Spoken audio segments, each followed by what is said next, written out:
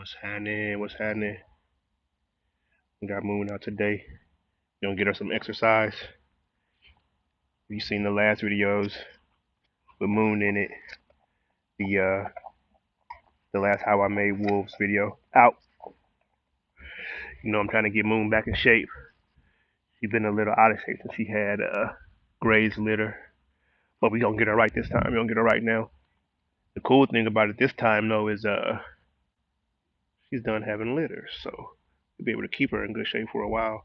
If you follow me on Instagram or YouTube, really Instagram, really. If you follow me on Instagram, then you know the kind of shape Moon can get into. She's getting there really since the last video. She's lost some weight. Now we're just trying to get put some muscle on her. Getting your dog back into shape or losing weight is pretty easy. If you have a dog that's not spayed or neutered. If you have a dog that's spayed or neutered, it's gonna be a little more difficult. But getting them to lose weight is pretty easy. You just monitor how much you feed them, when you feed them, and then putting the muscle on is going to require some exercise, going to require some work, maybe some tools, depending on what kind of dog you got. But Moon is a high drive dog still. Luckily, even though she's 7, she's still high drive enough that I could take her swimming, I could take her fetching, climbing, hiking. She still wants to do all that. I don't gotta make her do that. If you got a dog that you gotta make do that kind of stuff, or you can only get them to exercise through walking or running yourself. It's a little more difficult, but luckily these dogs will do it themselves for the most part. Throw a ball, throw a stick, get near some water, and they'll exercise themselves. And they all get it from Moon. This is the foundation. So this in this video I want to talk about what's next for Rogue Wolves out Rogue Wolf Project. What I plan on doing next is to say the end, in the end, is locking in a phenotype. I got a pretty good on my genotypes right now.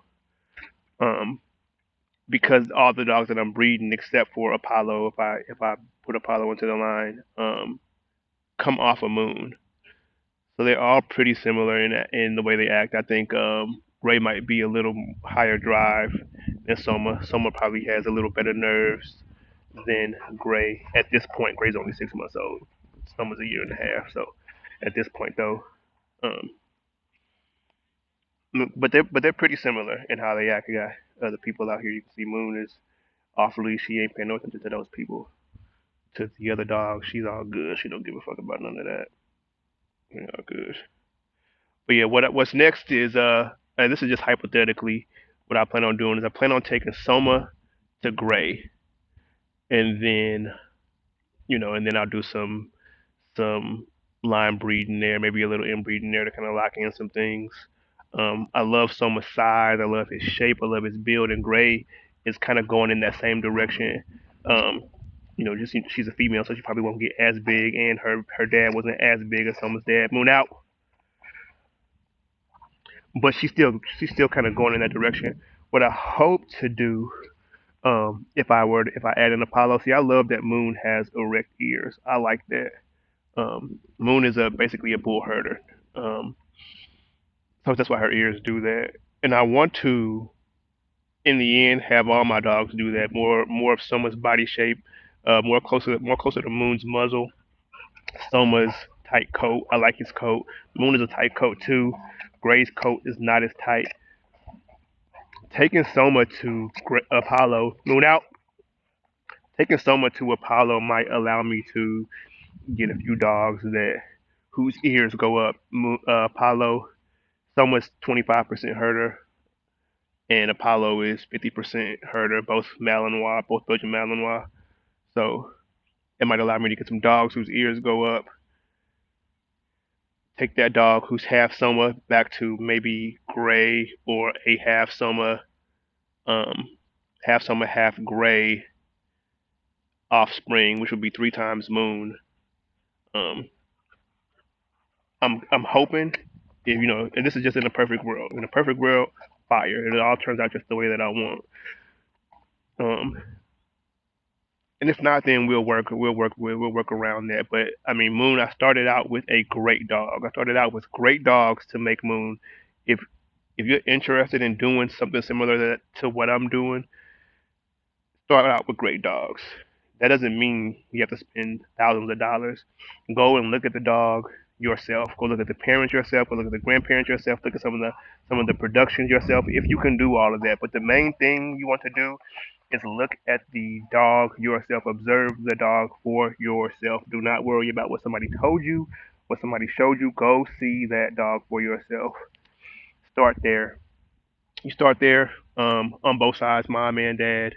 You should be in pretty good shape. If you always keep that in mind, the dog in front of you is the dog that matters the most. If you always keep that in mind, then you should be in pretty good shape if you want to start your own breed or just kind of like have your own thing. And one of the reasons that I'm doing what I do with dogs is because one, I don't really like getting dogs from other people. I still will do it. There are some people who have dope dogs, and I got some dogs coming from people. Moon out that I rock with, that I trust, that I know they're dogs. But for the most part, I like to create my own. I know exactly what I need in a dog. I don't just want a dog that looks like something. Um, I don't want a dog that has a popular following. I want the dog that I want. Good girl, good girl. But I was saying one of the things that I noticed in in dogs these days, moon out, especially in the mixed breeds, in the working dog mixed breeds, moon out.